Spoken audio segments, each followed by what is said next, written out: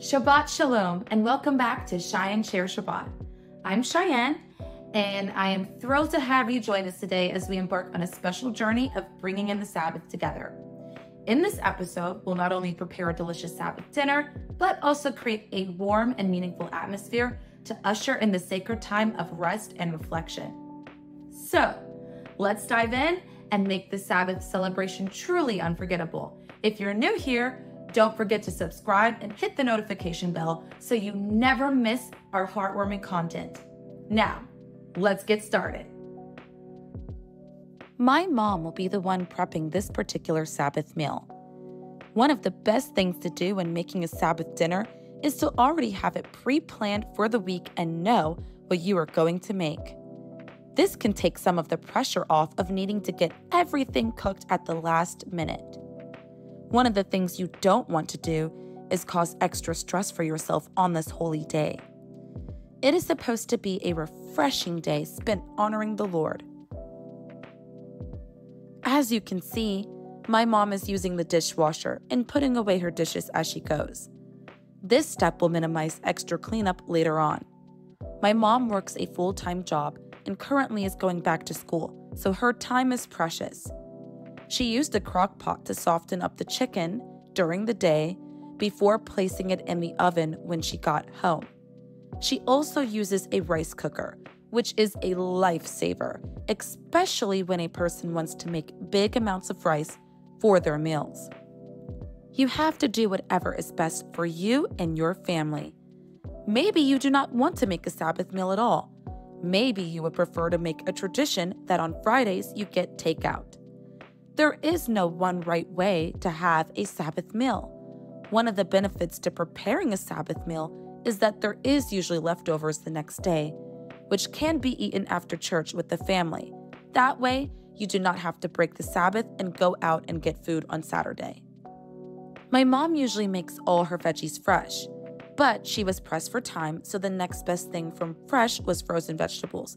So she prepared some butter beans and corn. Technically, beans are considered protein and corn is a starchy vegetable, so you might want to choose different veggie options, but you get the point. As you can see, the sun is about to set, so now it is time to do the Sabbath candle lighting to bring in the Sabbath. The Sabbath is a full 24-hour period and starts on Friday's sunset and ends on Saturday's sunset. Lighting a Sabbath candle is not mandatory, but is a heartwarming tradition that I have recently started doing. The candle holders that you see in the video are the ones that I painted. I put almond blossoms to signify Aaron's budding rod in the Ark of the Covenant. My mom is periodically checking the food and occasionally stirring everything. She is just now starting the rice and corn because we are in the final stretch of the food being done, and she did not want the rice to overcook or get cold.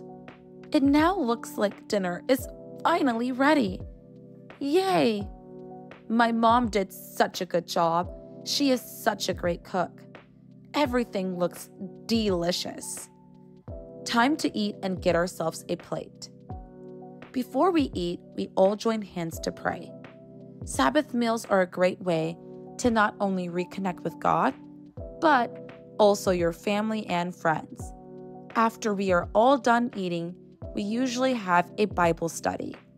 Every other week, my brother does a small group at my mother's house. On those weeks, our Sabbath meal is usually something quick and easy that all the young adults can eat, like pizza or finger foods. There is no one right way to have a Sabbath meal. What matters most is that you are enjoying fellowship and time with God on His blessed and holy day. As the candles flicker and the aroma of our Sabbath dinner fills the air, I hope you've enjoyed this beautiful journey of preparing for the Sabbath with us. If you found this video helpful or inspiring, give it a thumbs up and share it with your friends and family. Don't forget to subscribe for more Sabbath-inspired content and other delightful recipes. Thank you for joining us today on Cheyenne Share Shabbat, where we embrace the spirit of togetherness, gratitude, and the joy of sharing a meaningful Sabbath. Until next time, Shabbat Shalom and take care.